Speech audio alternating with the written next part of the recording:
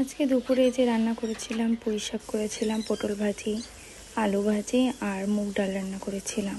আজকে একাদশী ছিল, ইচ্ছে ছিল পালন করব, কিন্তু শরীরটা এতই অসুস্থ, কথা বলতেও ইচ্ছা করতেছে না, এজন্য নিরামিষ রান্নাই হয়েছে।